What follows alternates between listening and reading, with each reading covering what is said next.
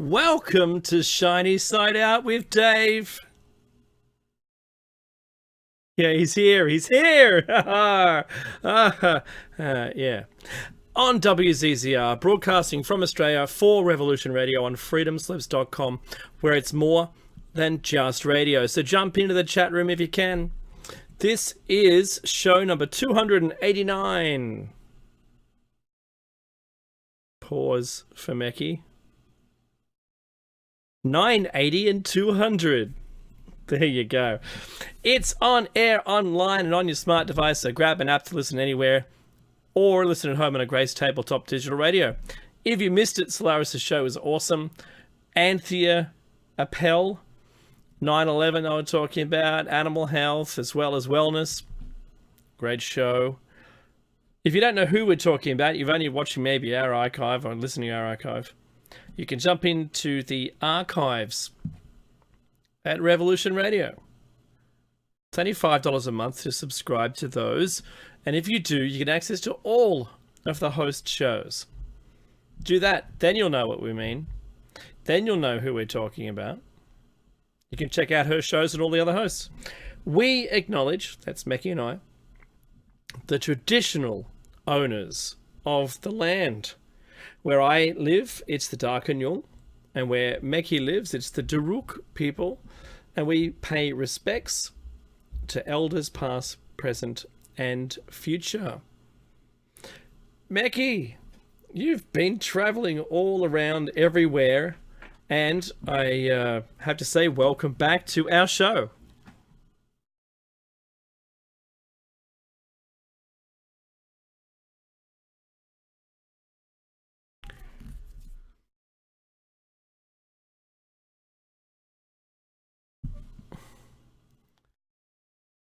There you go. Custodians it is.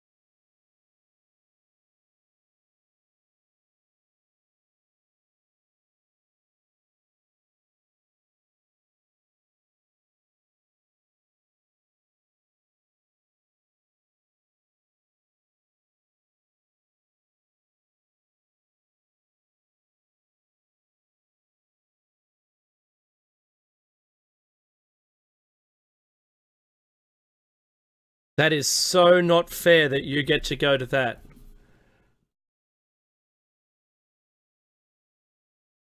Well, I want to go to it. Yeah. Yeah, sure. All right.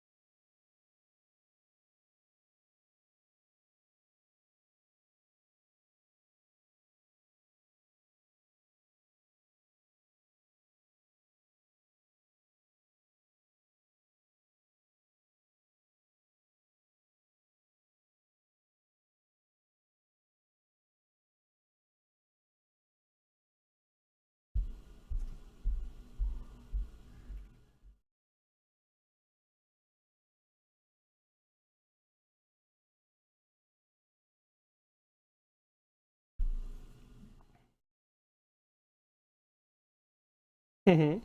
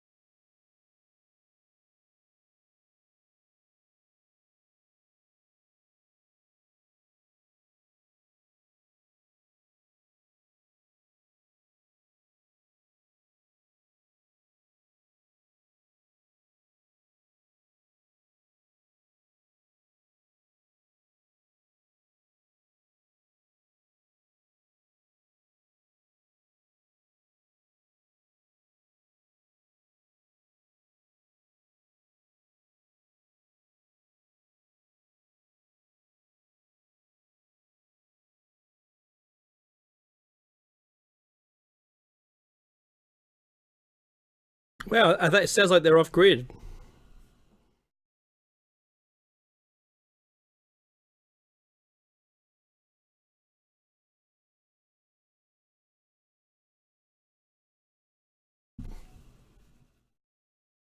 Hmm.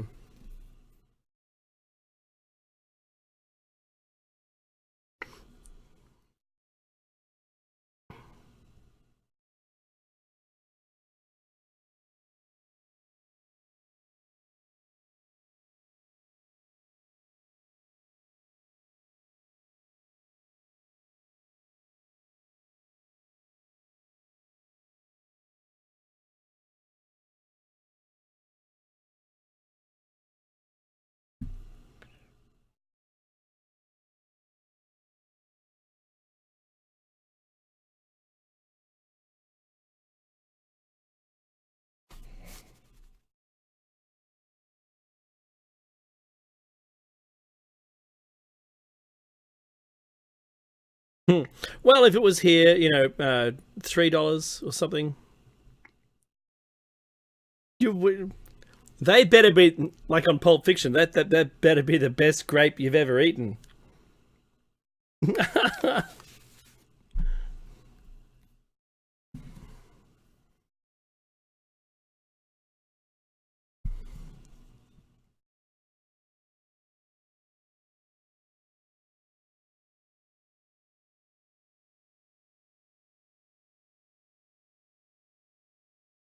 They're nothing. They're sweepings, peasant.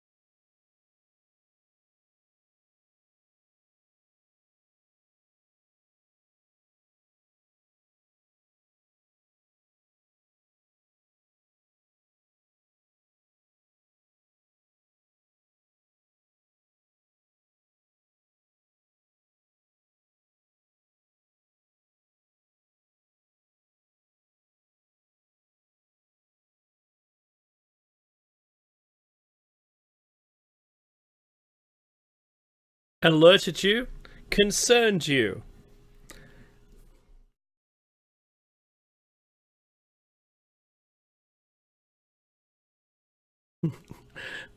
Don't I remember them? Yes, I do. I loved every minute.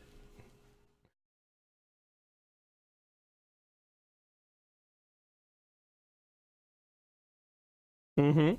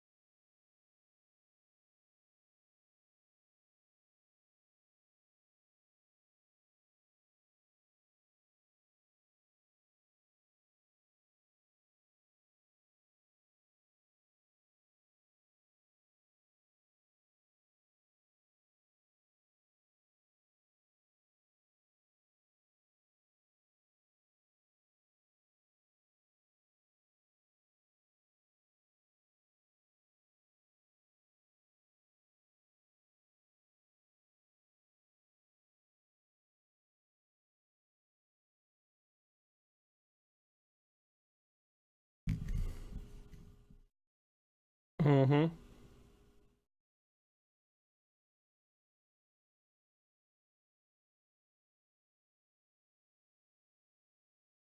Completely.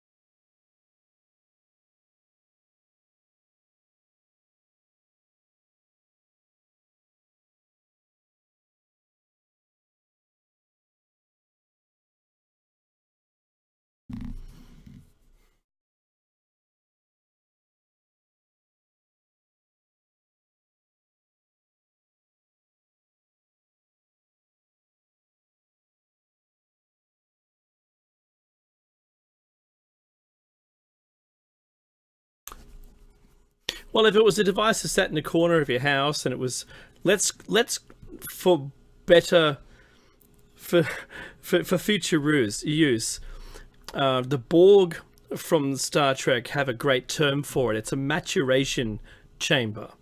So if we called it a maturation chamber in the corner of your house, you bought it, like a cot or like a coffee maker, and you just put it in there, and then you could like tap on the glass and go, "Hey, that's our baby growing."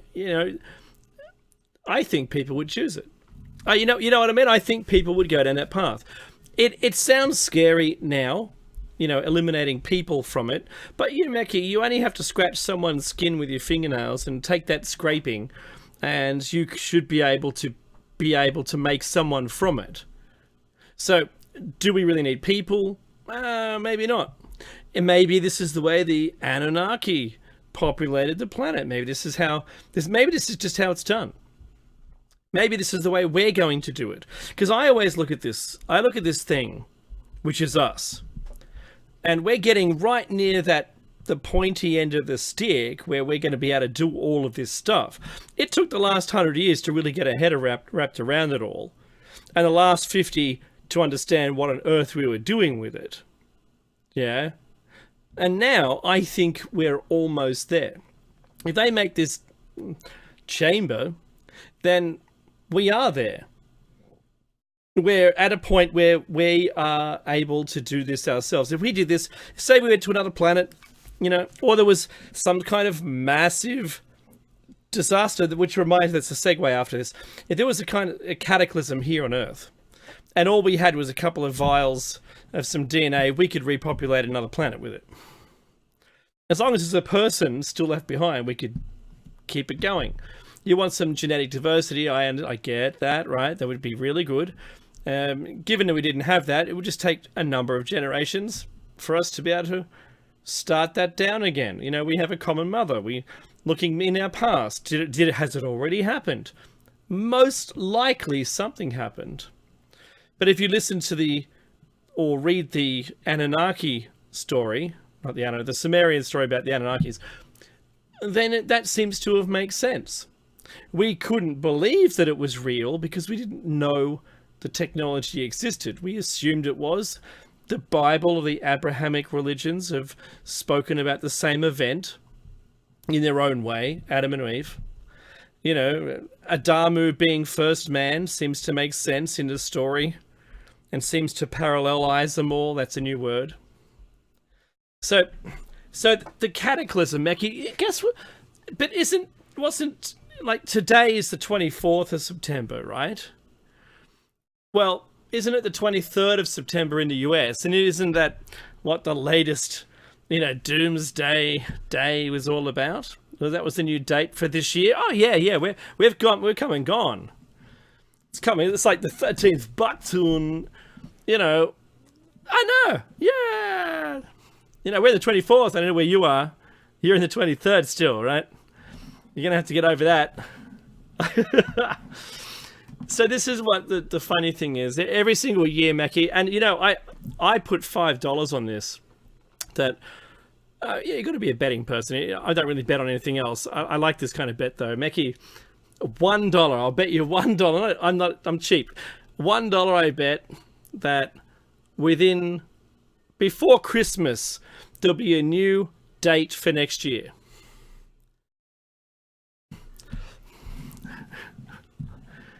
Oh, not October 12th.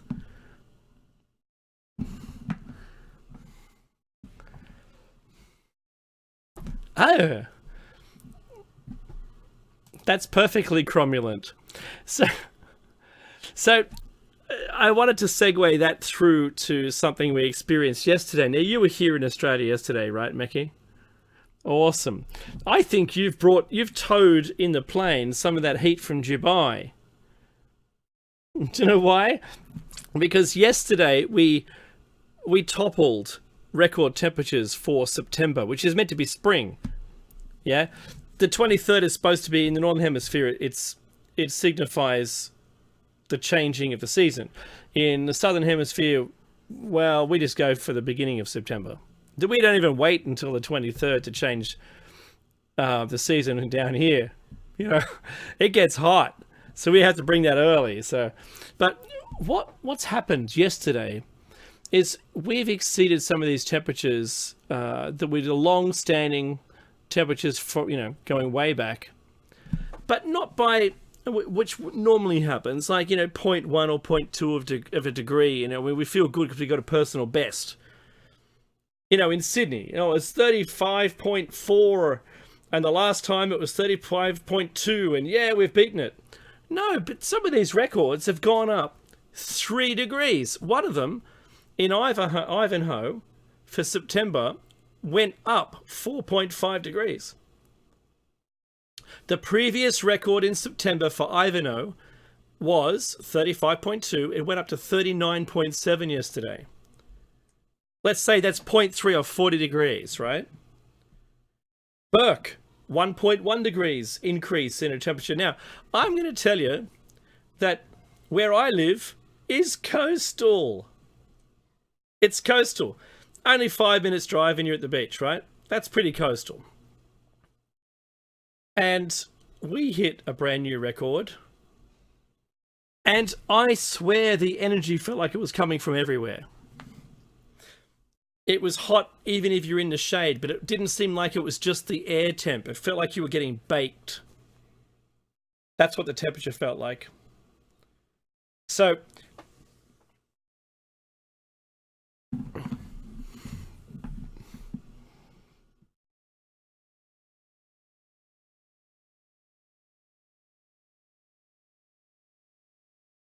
mhm.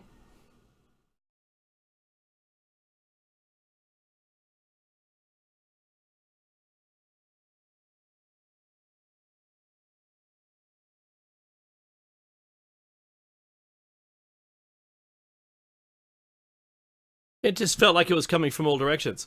And so, because of that, I started thinking maybe it wasn't just UV yesterday. Maybe it's the higher energy outputs of the sun reaching the ground level. Because, I mean, if this is summer, then we're going to see 50 degrees. That's the kind of day yesterday that would have been a 50-degree day on the coast, not even inland, not even in the desert.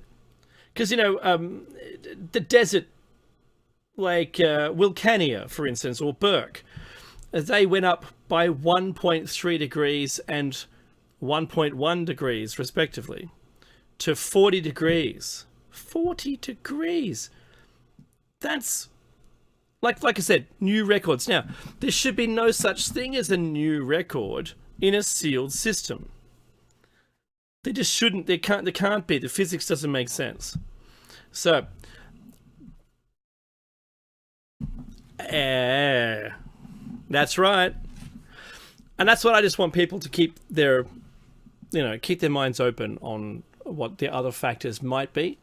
And if you want to get in contact with me and learn more before we put the show out, by all means, go to shinysideout.net and follow the links. You should see them to us.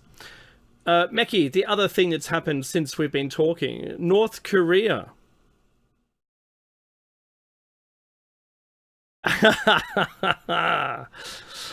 Look, besides all the rhetoric, and I asked this last week, Meki, and the week prior to that also, was just how extraordinary is the memory of North Korea?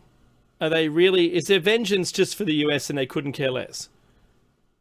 You know? Or is it a deal they want to strike? It seems to me like Trump's all about the deal. Look, we'll talk up all this hate, and then hey, we'll just strike a deal, and we can all shut up. But Kim Jong Un, apparently, according to the mainstream media, is just out and out, blatantly and flagrantly disobeying all the rules that's been imposed on them. Belligerent.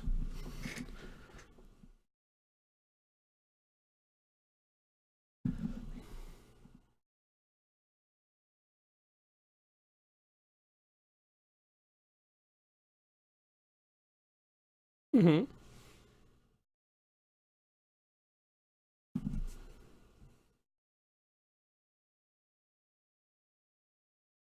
Poor thing. I feel sorry for him sometimes.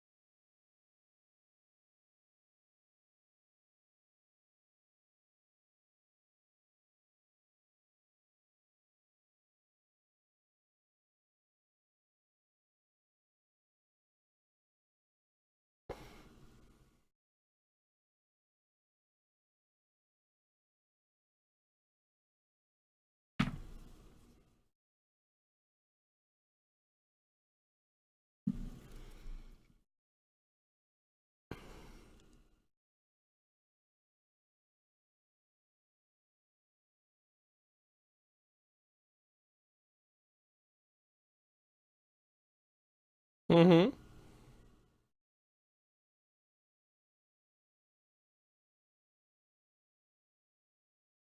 It doesn't. Yeah, I'm with you. I think they have to satisfy their grudge or their technological jump into the nuclear club until they feel comfortable with it. Yeah, they seem hell bent on doing that anyway. It's not like I use this example when I talk to my friends. I said, did you know that India is nuclear? And they go, and well, you and I know that, and our audience does, but my friends go, sure. What? What do you mean? I said, well, it came to the world's surprise that they'd suddenly they they what's that, a $20 bill? I'm kidding, Mackie. You sniffled.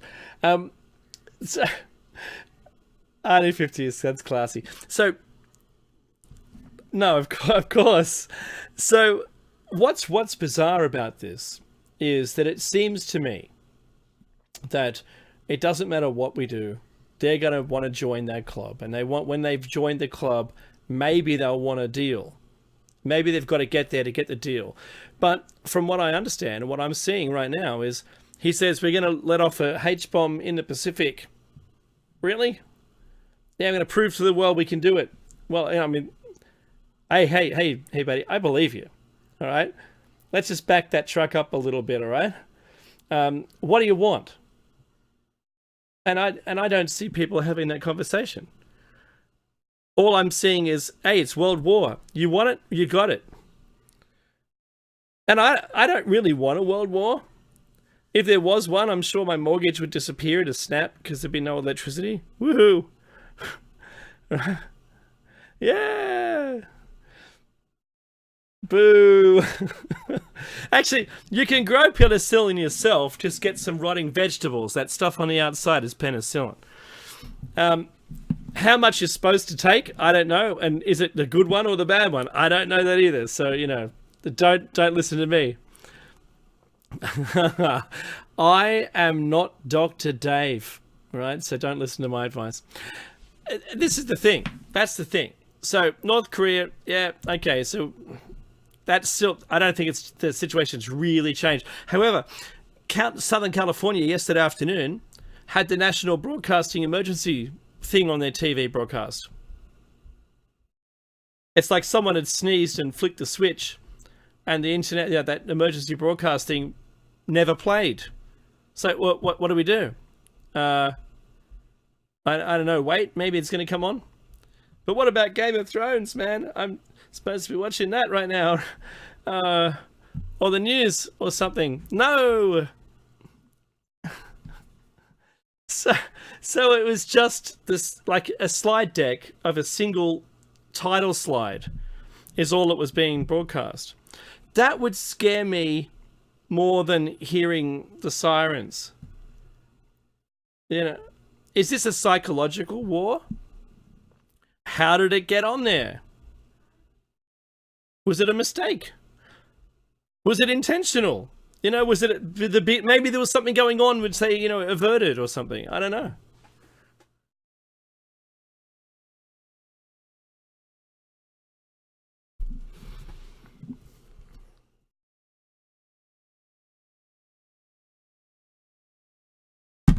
Mm-hmm.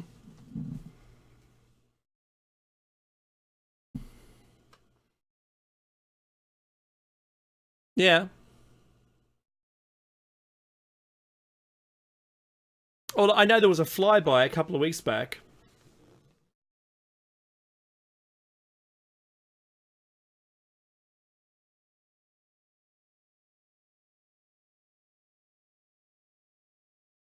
What?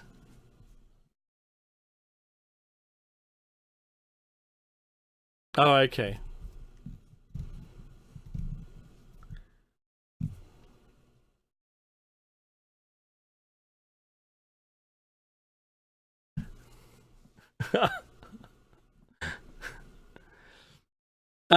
That movie about the end of the world with the comet coming, Comet Matilda.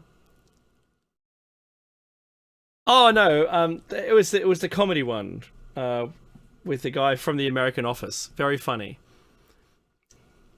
And they're listening on the radio and they're driving their car and they've just pulled over for a second to listen to the news.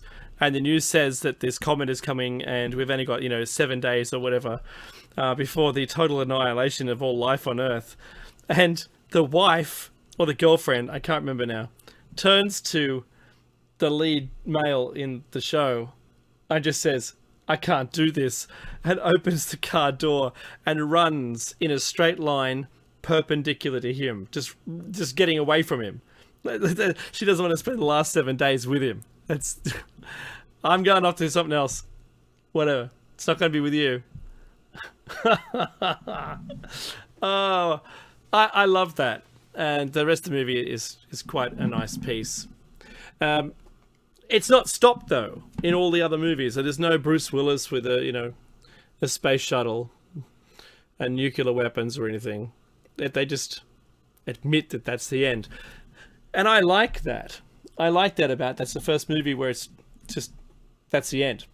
But I try to remind people that this is Apophis. Apophis is on that list of giant enders of it's an ELE. Look that up, Apophis. It'll make sense to you when you see the data on it. Anyway, what else was there? Hurricanes. Crazy hurricane season.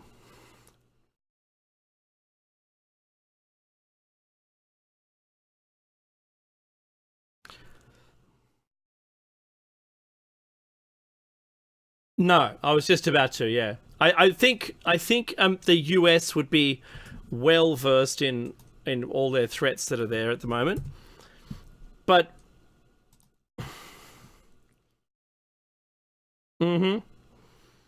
now Maria was due, it's devastated an already devastated island. And it looks to be taking a path which will, just because of the jet stream, may push it just out of the way enough not to make landfall. And you'd be hoping, right? But I mean, how much can you take? Did you know that I heard last night, I've been watching the news, still in Texas, the cleanup of their hurricane is still going. Like it doesn't finish when the news cycle finishes. I mean, it's still going. They said that they're going to keep the dumps, the landfill, open 24 hours a day now to receive all of these broken up houses. That's pretty much what it is. All the debris is just houses that get smashed, right? And of course, it spawned tornadoes, even worse. So now you got hurricane, you got tornadoes as well. My goodness me. So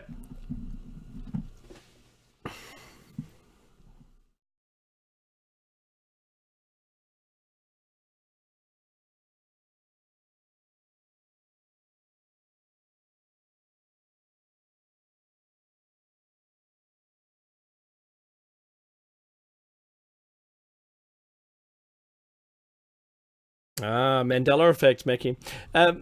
No, this is certainly a heightened season. And what about the earthquakes? What about Mexico? I've been watching the footage. And it's not over. If you have a look at the earthquake centers, you'll see that there's continuing quakes in that region.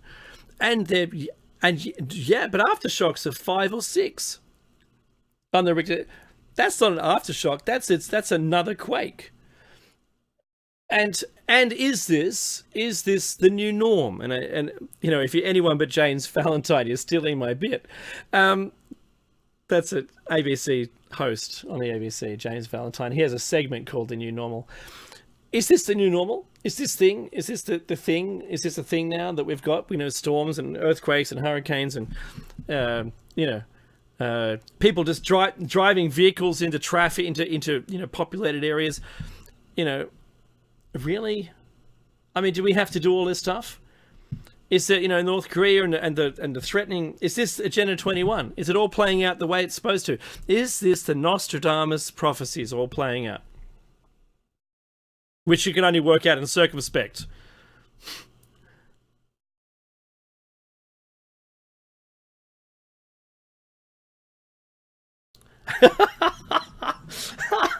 I'm sorry, Mickey. That's hilarious. Yeah, yeah.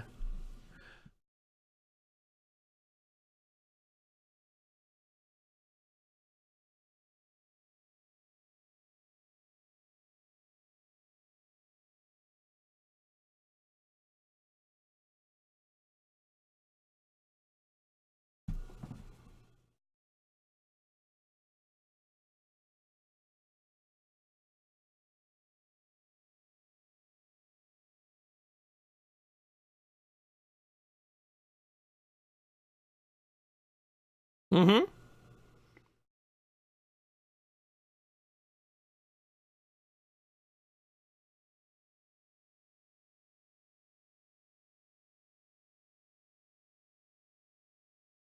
Sumatran. Yep. Yeah, that's no. I can hear. I don't. Well, that's a song by the Beach Boys. I can hear what sounds like a power tool or something going on. So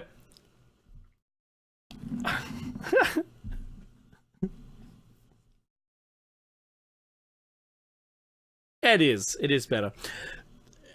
Well, look, this all I'm trying to. I think Mickey and I are trying to make a point here is I remember growing up and there weren't many earthquakes. I remember growing up and there weren't many natural disasters. I remember growing up and there weren't many volcanoes. There's a Bali volcano about to erupt as well on the planet. So, hurricanes, yeah, yeah, that's right. So, we have the threat of World War Three. We have hurricane season that's crazy off the charts. We've got earthquakes just everywhere. I'm not a doomsday. Well, I pretend to be. Oh, well, no, actually, I don't pretend. I'm concerned about a doomsday event. I just don't think this is it at all. I don't think it's a culmination of all these things that's suddenly going to wipe us out. If we're going to get wiped out by anything, it's going to be like a meteor impact or something like that. That's a big ticket thing that would happen. Tsunami, sure. There's some islands off the US which, if it's the side collapsed or Hawaii's side collapsed, it would cause a tsunami, a mega tsunami, which would wash hundreds of kilometers inland on either coast, if it were possible, if the mountains weren't there, maybe all the way up to the Rockies. Those things are huge, but they're not. That's not a doomsday event. That's just a bad luck. Yeah, high. The solar radiation is so crazy right now. We've got a whole bunch of things that we're doing wrong, and I would like it if maybe the Anunnaki are real and if they're looking at us going, oh, far out. We're looking at their watch. Isn't it time we push the button yet? Maybe, I don't know. Can't we drag a meteor into their atmosphere and get rid of this bunch of morons and we can start clean? Yeah. Imagine that council meeting with the Anunnaki. Would you vote? Would you vote for a clean shot?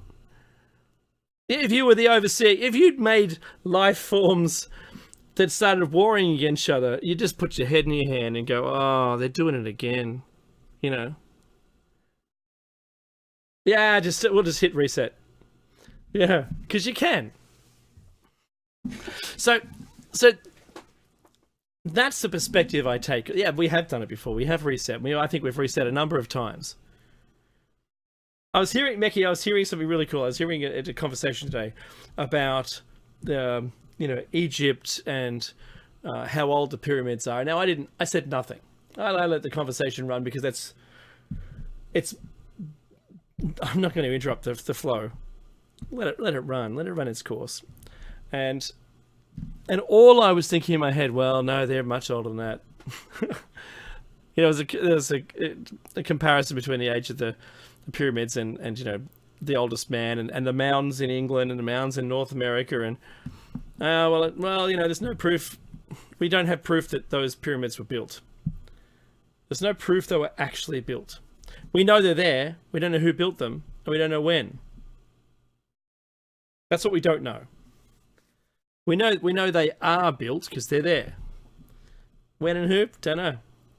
So let's stop pretending like we know. Let's stop science pretending like it can use that as a gauge against other things. Because we don't know. We still don't know. And I don't think until someone tells us, oh, by the way, we built them. We built them. See all the other stuff we built? All those other megalithic structures? We built them all. We had a civilization, see, before it was reset by the Anunnaki. I'd like to see that conversation happen. I'd like to know more about that. Meki, you know that, is it Joe Rogan? I think it's Joe Rogan. He's got a YouTube channel. He was a TV star of news radio. He's pretty good, and he's actually doing a very similar thing to us, except he's more of a naysayer on everything. I mean, everything. He even, Paul Hellyer, the Canadian Defence Minister, he even says no to what he's saying. It's like, what? How are you saying no to that? Because I listened to Paul, all of everything he said, and he only heard it anecdotally, and he said, oh, that's just probably all rubbish. If he's got a book out, he's probably just selling his book. What? Did you even listen? So that's the kind of resistance we're up against. Now, Joe Rogan's got his own YouTube, and he's popular, and a lot of people listening to him. And I did believe when he was listening to the flat Earth people and go on, and he went, oh, I really have a hard time with this, and Meki and I have a hard time with the flat Earthers as well, because we can't see anything. In fact, we did a show on disproving the flat Earth. That's the position, I think, from the scientific point of view, but you can't just say, oh, it's all anecdotal and dismiss it. If you want to put blinkers on or a blindfold and ignore everything that's going on the planet and just say, oh, it's all anecdotal, but it's only anecdotal because you're not looking at it.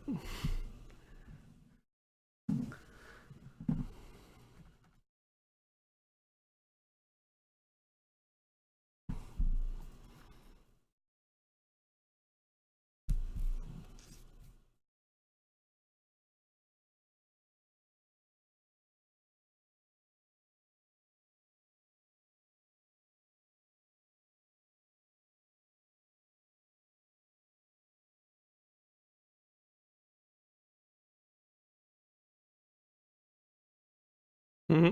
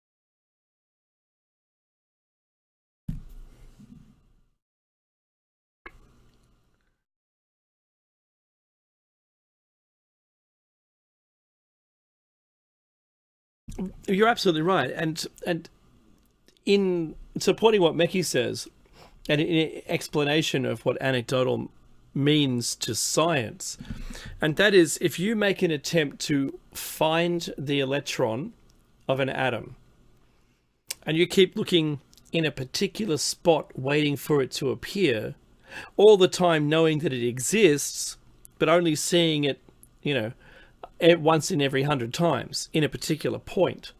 And then if you look over at another point, you might see it, 1 in 50 times. If you look somewhere else, it's a probability of where it's going to be at any given time. But is it actually at that location? Well, quantum physics says no, it's actually not at the point that you're looking at it, but we have, say, like a cloud of where it could be as a probability, right? So, does it actually exist? Well, we know it exists, but we can't prove that it exists because it's not where we think it is. So, supporting Meki's line of thought here, the supernatural world probably exists just as much as quantum physics exists, except we can't measure it on a perpetual basis, and we can't see it. We can't see it. We can't see it to measure it. We can't compare it against anything else. And this is where the big, the line is in the sand from science. And I can't talk about that supernatural stuff, Meki. That's just crazy talk. It's going to be an affliction. The person has an affliction or a brain injury or something that makes them see into the future.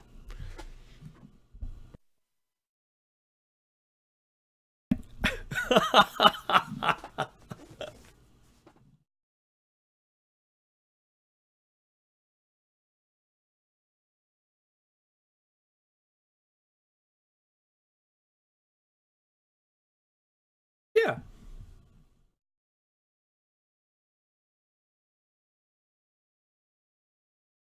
Good for you. So do I, by the way. Yep.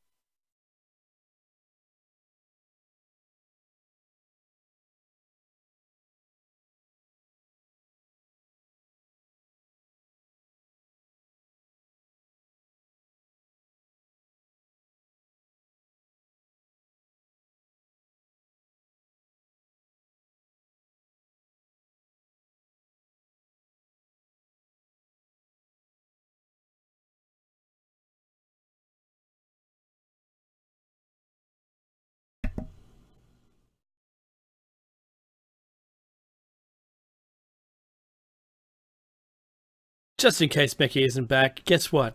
You're back with Dave and Meki's Shiny Side Out on Revolution Radio on freedomslips.com, on the #1 listener supported talk radio on the net. So push the donate button or subscribe to the archives for $25 a month.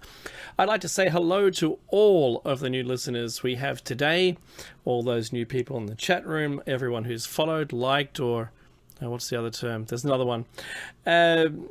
Subscribed to our services. We are glad you're on board. We hope we make your journey as interesting as we've made it for ourselves, because we're on the same journey. You might be just further down the train, or you might be in front of us. You let us know if there's anything you'd like us to research. We'll do that too. If you're let's see, get yourself some great merchandise from the station's website. Buy a CD of your favorite host shows for a previous season, maybe even an EMP-proof thumb drive. You can get this stuff just by donating to the station. It's got survival documents on it. You can maybe get 75,000 seeds in a single pack, last years in a fridge or a freezer. Follow the instructions carefully when you donate to ensure that you can get the thing that you want to get in return for your donation. If you're in the US, you can call in on 347-688-2902. I hope the number is forwarded through to me. Or if you have Skype, you can simply add the contact name of Freedom Screen, and that's sufficient. If you live in Kentucky, you can listen to Freedom Slips or Revolution Radio on WZZR 101.3, or anywhere else in the world. You can get it digitally via a couple of places. There's a list, I'm not going to read them all, but Freedom Slips have a mobile app, so you can listen to wherever you are. TuneIn.com. There's also TalkStream Live. You can listen through that. Stream Finder, Radio Tuner, Radio Ways, and if you want, you can get our one. That's the app that Shiny Side Out has for itself, which is pretty neat. It's cool. You can listen to the station as well. It is super cool. Thank you for backing me up on that one, Mackie. All right. Now, just before the break, we were talking about a whole bunch of things and likening the physics dilemma they have with anecdotal evidence and how things in the quantum world exhibit the same weirdness or high strangeness as paranormal or supernatural things that were described a long time ago. However, Mackie, do you think we've moved on? Do you have something you wanted to finish up with that?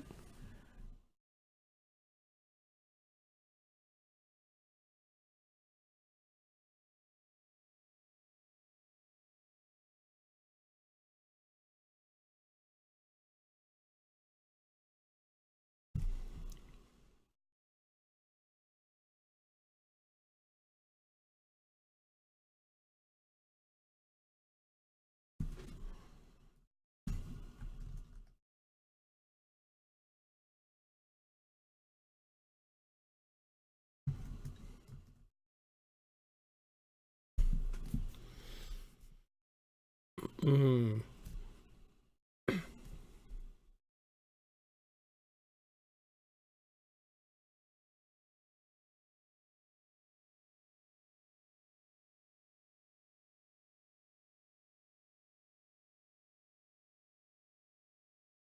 Mm.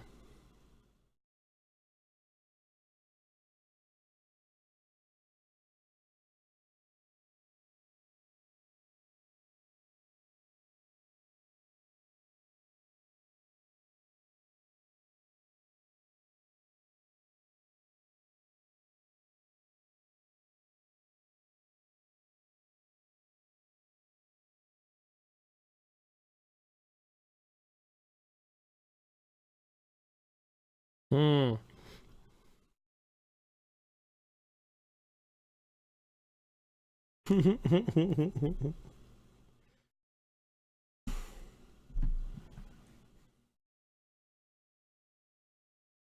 Oh yeah.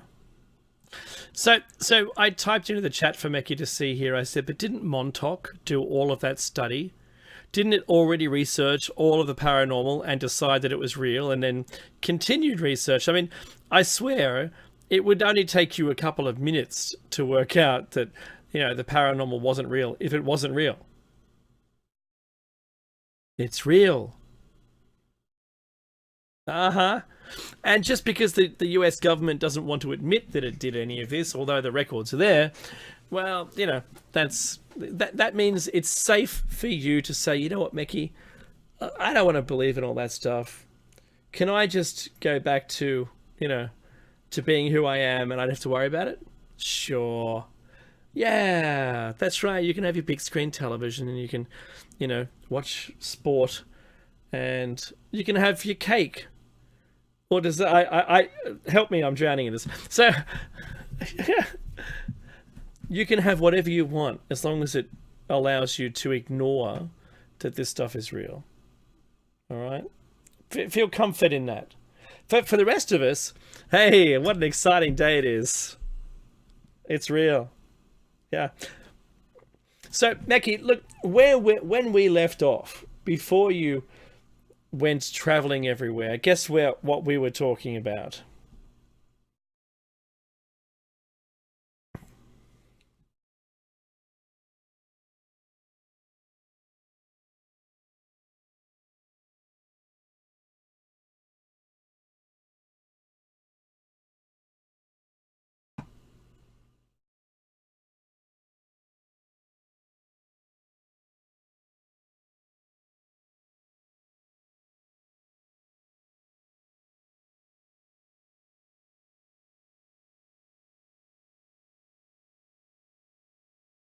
Hmm.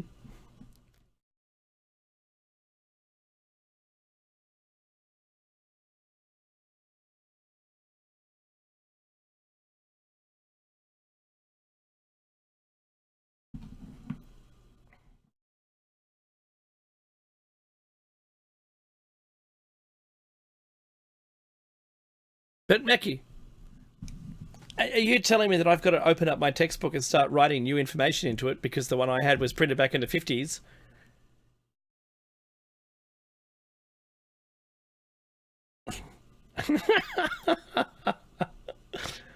Okay.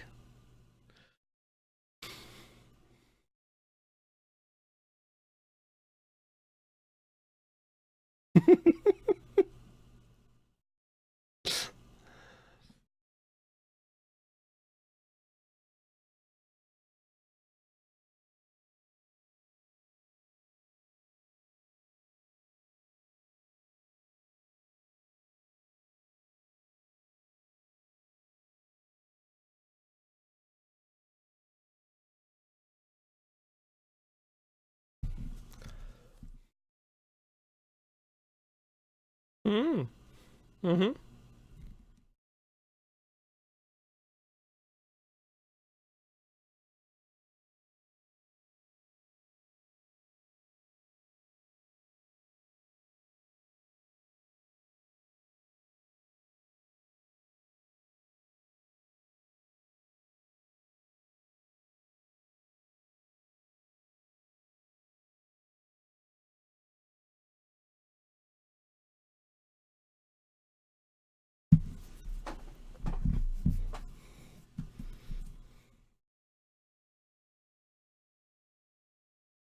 'Mm-hmm.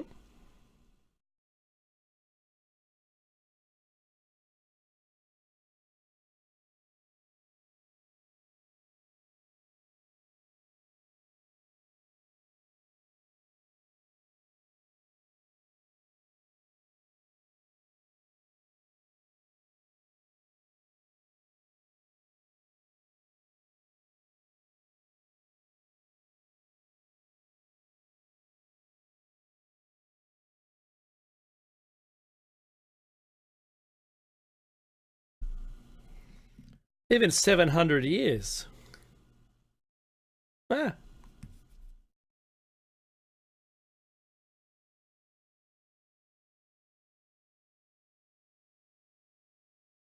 Mm. Nice.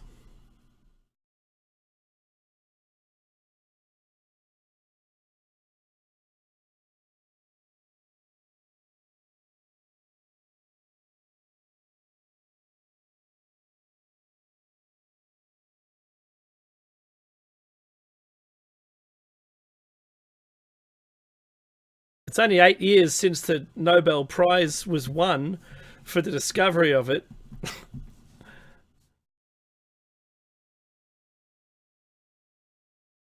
Mm-hmm.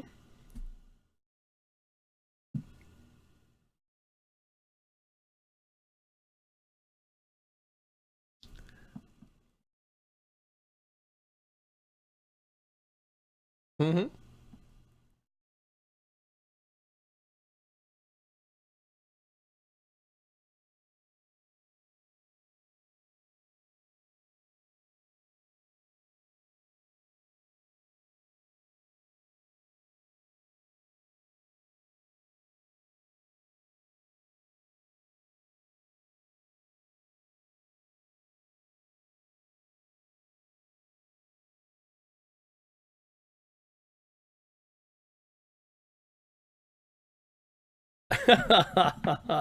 That's in essence that's exactly what happens. So so that they're not halving every time the cell replicates, and they're not diminishing. And if they don't diminish, then your cell is replicated intact with no variation. Once this is the bit that I'm just trying to help out, and once your telomeres and you hit about 30 to 35 years old, that the telomeres have disappeared and that frayed ends of like a shoelace is probably the way some people would like to think about it. That little protective bit on the end is no longer, you know, there to save it from fraying, and you lose some DNA, and that checksum isn't there, and it replicates with errors.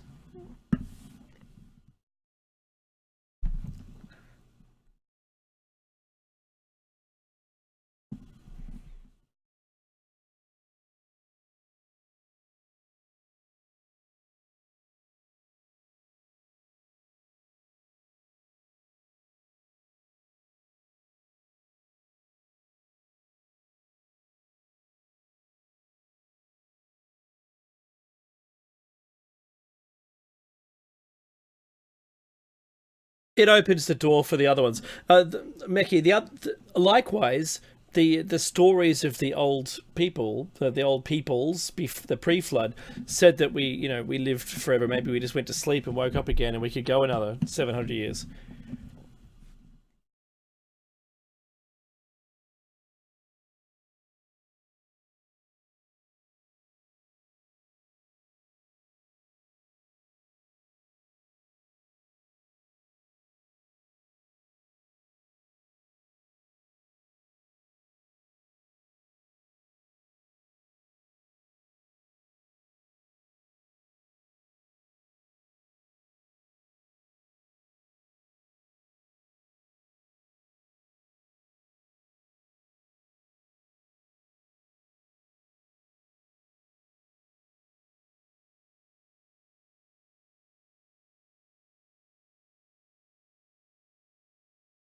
No, that's right.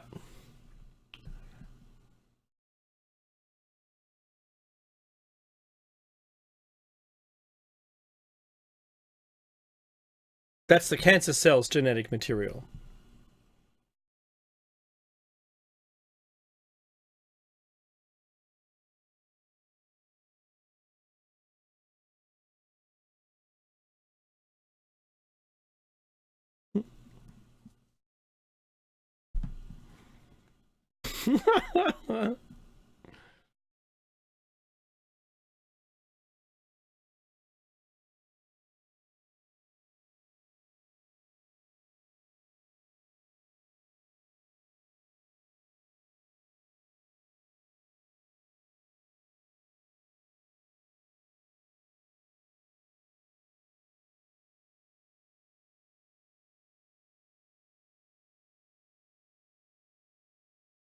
One can hear it.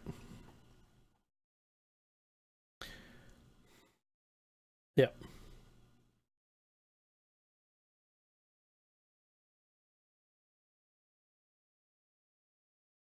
Hmm.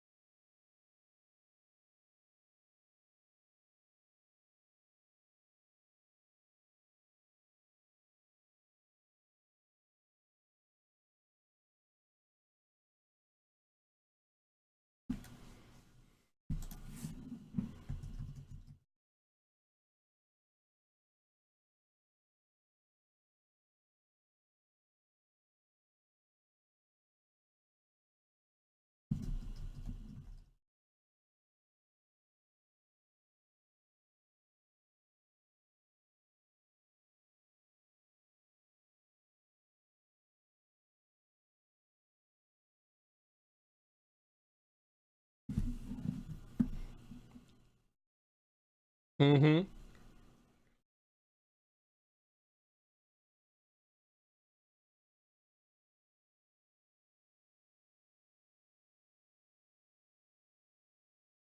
Many yeah, sure, absolutely. So this article comes from July 3rd to 2014.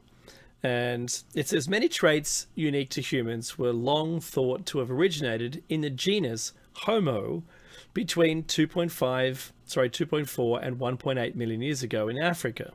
Although scientists have recognized these characteristics for decades, they are reconsidering the true evolutionary factors that drove them. A large brain, long legs, the ability to craft tools, and prolonged maturation periods, there's a segue to the top of the show, were all thought to have evolved together at the start of the Homo lineage. As African grasslands expanded and Earth's climate became cooler and drier. I think that bit's over. However, new climate and fossil evidence analysed by a team of researchers include Smithsonian paleoanthropologist Richard Potts, Susan Anton, Professor of Anthropology at New York University Leslie Aiello, President of the Wen Gren Foundation for Anthropological Research, suggests that these traits did not arise as a single package. Rather, several key ingredients once thought to define Homo evolved in earlier Australopithecus ancestors between 3 and 4 million years ago, twice as old in comparison, while others emerged significantly later. The team's research takes an innovative approach to integrating paleoclimate data, new fossils, and understandings of the genus Homo, archaeological remains, and biological studies of a wide range of mammals, including humans. The synthesis of these data led to the team to conclude that the ability of humans, early humans, to adjust to changing conditions ultimately enabled the earliest species of Homo to vary, survive, and begin spreading from Africa to Eurasia about 1.8, maybe 1.85 million years ago. Additional information about this study is available in the July 4 issue of Science. Meki.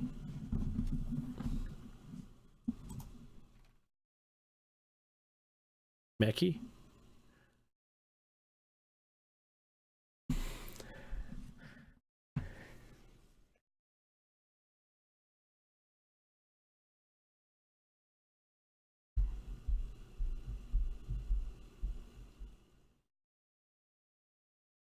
Mm.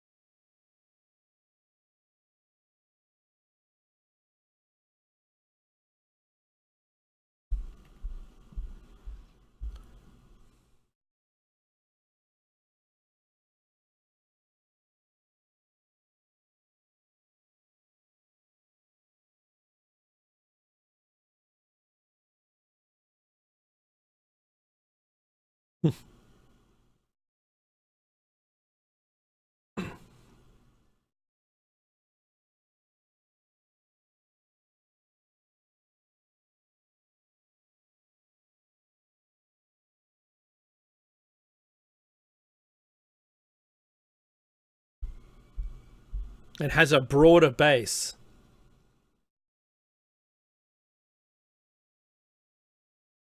We can tell the species apart based on differences in the shape of their skulls, especially their face and jaws, but not on the basis of size, says Anton.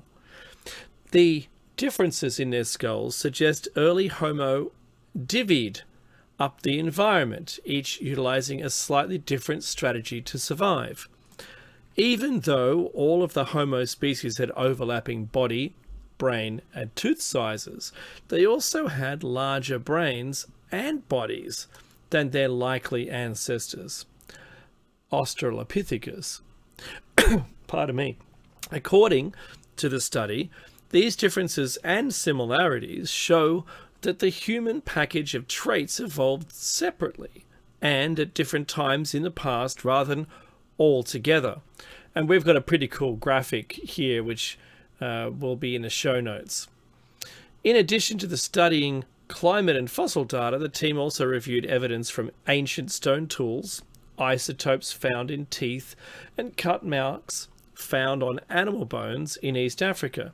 Taken together, these data suggest that the species of early Homo were more flexible in their dietary choices than other species, said Aiello. Their flexible diet, probably containing meat, was aided by stone tool assisted foraging that allowed our ancestors to exploit a range of resources. The team concluded that this flexibility likely enhanced the ability of human ancestors to successfully adapt to unstable environments and disperse from Africa. This flexibility continues to be a hallmark of human biology today, and one that ultimately underpins the ability to occupy diverse habitats throughout the world. Future research on new fossil and archaeological finds will need to focus on identifying specific adaptive features that originated in early Homo, which will yield a deeper understanding of human evolution.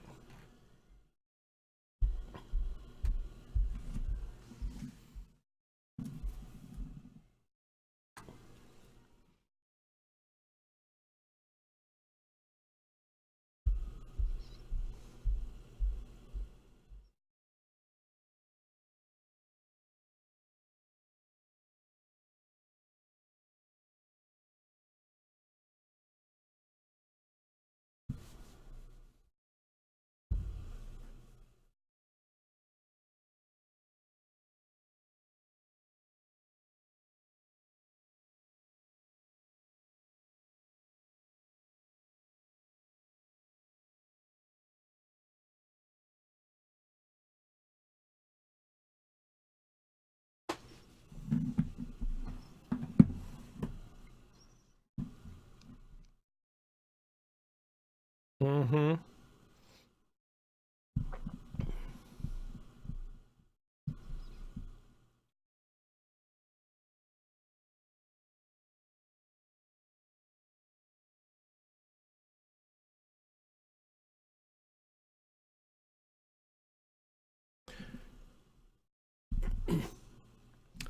Meki, you've mentioned this in the past, and when you travel around the world and you see lots of people, and even in your daily life, you will see people with different head shapes. You'll see people with different jaw, pronounced square jaws. You'll see people with small noses, large cheeks, no chin, lots of chin, like the Jay Leno chin, right? If you only dug up Jay Leno in the future and went, holy dooly, wow, look at him. There must have been a ritual based around that chin. That's a chin. No. So where's the rest of his species? Well, we're going to have to put him in on his own. He's going to have to be all the way over there on the right-hand side on the chart. And we don't know where he comes from or how that helped him, survive in this topsy-turvy world. Meki, what we're finding are outliers. These are the people that didn't live in the main town. These people that we're finding lived in the outskirts of the civilization, given that when they were around, the sea level was, 100 feet down. These are the mountain people. You wouldn't want to live that far away from all of the other people. Maybe you do. Maybe these are all the introverts. Don't know what it is.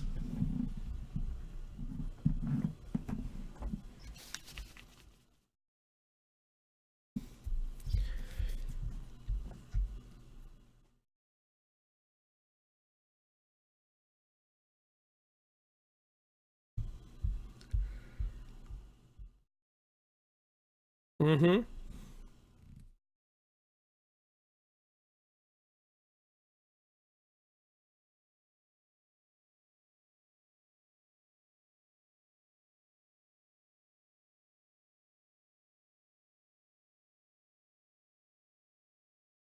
Yeah. Mackie, you're absolutely right. So imagine, just for instance, right, that we started up let's start up a cult where only people of a specific, cranial measurement or something, or height and cranial measurement. If we collected a bunch of people and eventually someone found only those people, that's not a true cross section of society at the time. And this is that point that Mackie and I are trying to make. The sites and the digs only have a couple of bones here and there. They've got maybe, 5 skulls or something. That's all they found. That's all they found. They didn't find anything else. So how can you, not even 10 things mean that you can multiply it by 10 to get an average of it. There's not even substantial quantities of things found so far for us to extrapolate an entire civilization from it. That's ridiculous. We've found a couple of them. And that's how rare. And Mackie, if you find a bone, if you find a dig and they start digging, I think you should get a lotto ticket. Uh-huh.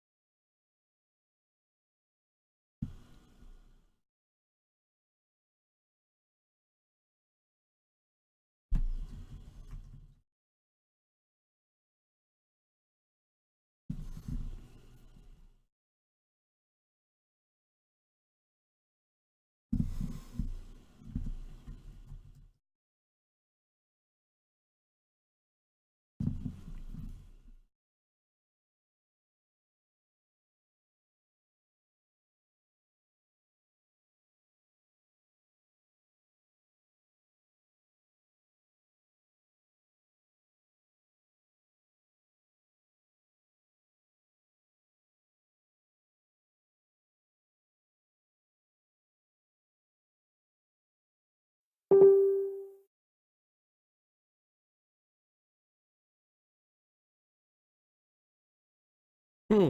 Dr. Barr's findings mean scientists may need to rethink widely accepted ideas about why human ancestors became smarter and more sophisticated. The idea that our genus originated more than 2.5 million years ago as part of a turnover pulse in direct response to climate change has a deep history in paleoanthropology, Dr. Barr said. My study shows that this is to Dr. Barr. My study shows that the magnitude of that pulse could be caused by random fluctuations in speciation rates. One implication is that we may need to broaden our search for why our genus arose at that time and place. He compared the pattern to flipping a coin. If you flip a coin 100 times, you'll expect to record a 50% heads and 50% tails, 50 each, out of 100. However, if you are only looking at 10 coin flips, you would see a greater imbalance, instead recording maybe 7 heads and only 3 tails. This would even out over time, but in the short run, you'd see a cluster. You'd see clusters, these independent coin flips, he says. Similarly, fluctuations in turnover in Dr. Barr's model are pronounced, but are caused purely by random processes. The idea that the origin of Homo is part of a climate-caused turnover pulse doesn't really bear out when you carefully look at the evidence and compare it against other possible explanations, Dr. Barr says. Now, just before I want to hand it back to you, Mackie, but I want to state this thing.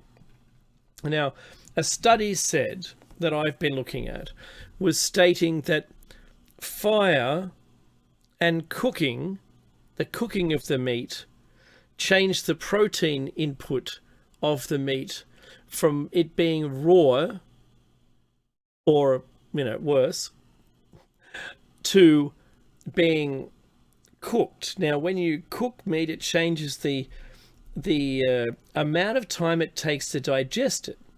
And if you're looking for a high turnover meal with high protein, cooked meat actually provides a higher protein than raw meat. And so that could have had an outcome, and they've seen a correlation between artistic work and success from a hunter-gatherer community, from a community base, whereas that wasn't previously looked at, from a big data kind of perspective. Thinking about diet might have actually had a big change in it. But Mackie, please continue.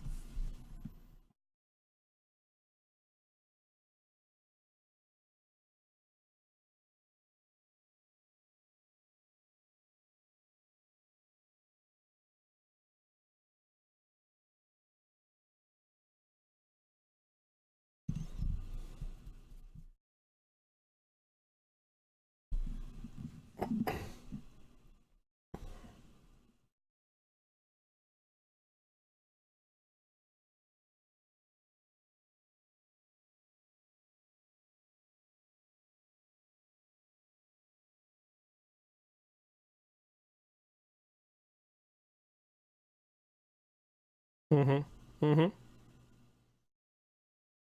Mm-hmm. I love that you were going there. Yeah.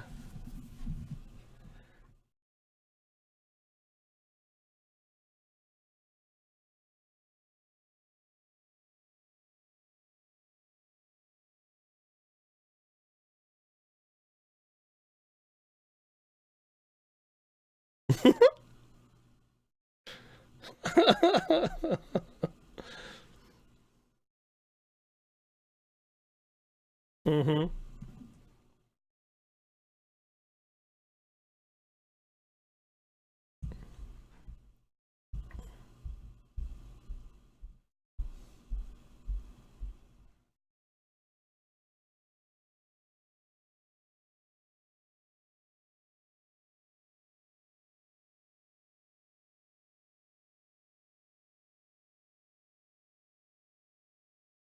Yeah, let's do it.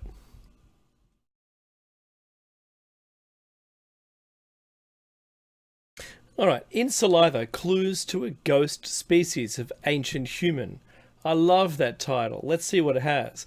It says the evolutionary history of a salivary protein may point to interbreeding between humans and enigmatic ancient relative. This was dated July 21st of this year, and it comes from the source of University at Buffalo. In saliva, scientists have found hints that a ghost species of archaic humans may have contributed genetic material to ancestors of people living in sub Saharan Africa today. The research adds to a growing body of evidence suggesting that the sexual rendezvous between different archaic human species may not have been unusual. Sounds like they've been doing it all the time. Past studies have concluded that forebears of modern humans in Asia and Europe interbred with other early hominin species, including Neanderthals and uh, Denisovans. Sorry, was it Denisovians? The new research is among more recent genetic analysis, indicating that ancient Africans also trysts also had trysts with other early hominins. That's interludes. It seems that interbreeding between different early hominin species is not the exception. It's the norm. They're all doing it. Maybe there was a big bowl full of car keys. Says Omar. He didn't say about the car keys. It's the norm, end quote. Says Omar Gokuman, PhD, an assistant professor of biological sciences in the University of Buffalo College of Arts and Sciences. We've seen the DNA of Australians, native Australians, and Pacific Islanders who have uh, maybe a very diverse background, and the DNA is linked to maybe 7 or 8 different species. And I think it's really important, and this is backing that up. I'll take this last paragraph. Our research traced the evolution of an important mucin protein called MUC7 that is found in saliva. He says, when we looked at the history of the gene that codes for the protein, we see the signature of an archaic admixture in modern day sub-Saharan African populations. Unquote. Meki.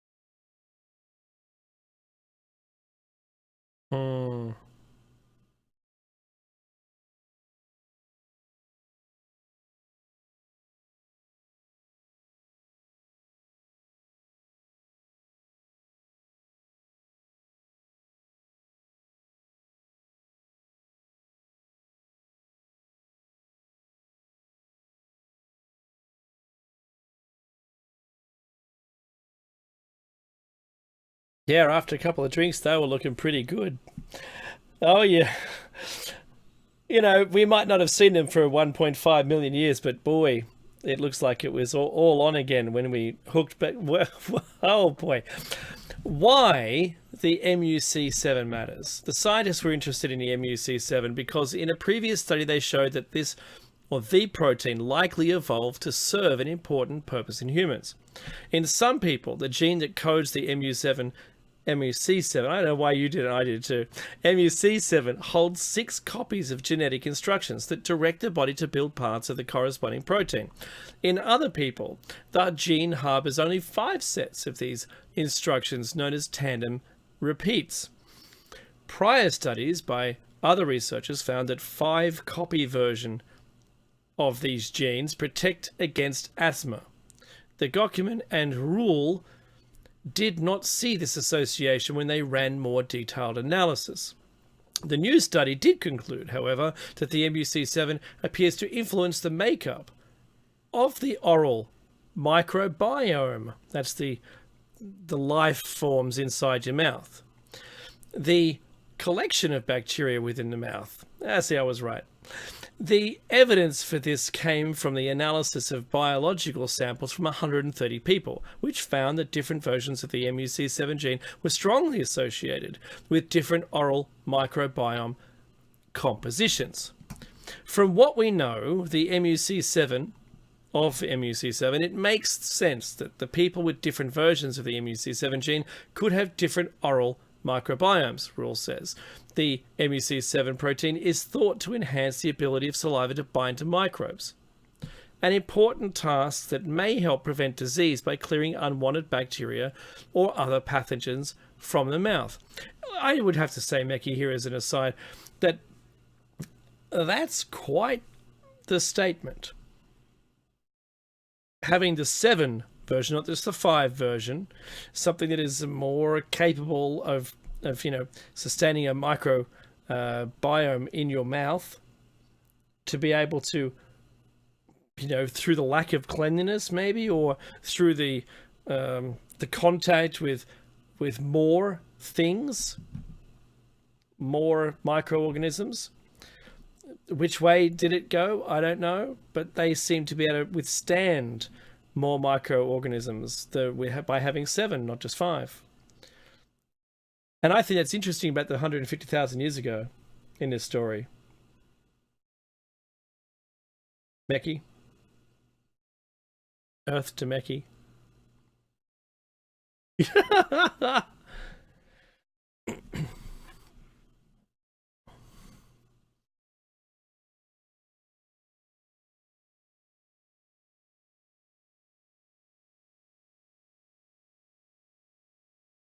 Mm,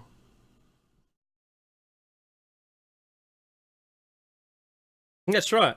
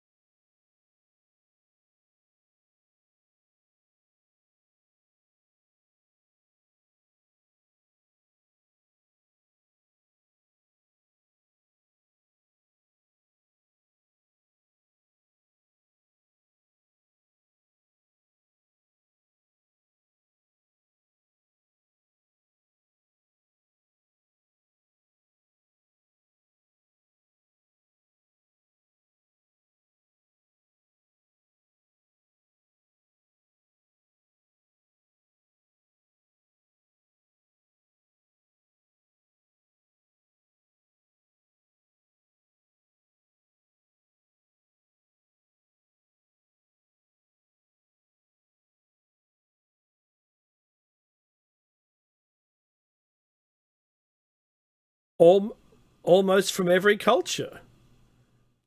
Almost every single culture has an I don't want to say intelligent design, but they have a an interference model where aliens or gods came down, because the Sumerians didn't mess about. They just said the people that came from space, right? They didn't say gods. They didn't elevate them, and they bred humans for the first time on the planet. They took whatever the highest thing was and they just made humans. The other people around the globe, all the old cultures, they talk about, the gods came down and they made man. Now, doesn't that say the same thing? But if you elevate the people to be gods, well, wouldn't we be gods if we went somewhere else and there was sufficient amount of, technological separation? Of course, it's discussed that only one generation of technology away from it will all appear like magic. It doesn't have to be that far back. My grandmother, was always suspicious of the microwave, didn't know how it worked, despite me attempting to describe it to her. Gran, it's it's using high energy, like what comes from the sun. What, light? No, heat. Oh, but it's not heat like it. It's vibrating the particles in there, and that's what, so they get hot that way. I don't understand. It's magic. It doesn't get hot in there. The food gets hot. How is that even possible? And so the cargo cult comes to mind as a tremendous example about how just the differing level of technology escalates you to gods. So the old cultures could easily, we would do the same thing if it was 300 years ago. 300 years ago, if aliens came down now, we'd probably describe them as gods. Or demons. I like that one too, yeah. And if they decided to make a brand new species that became the overlords of us, we'd remember that if we were still alive 300 years later.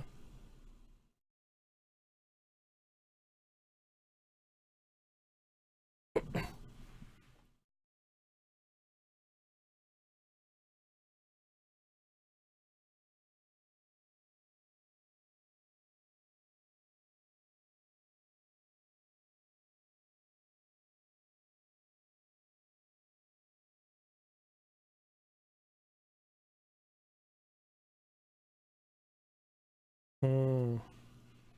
Dynastical or or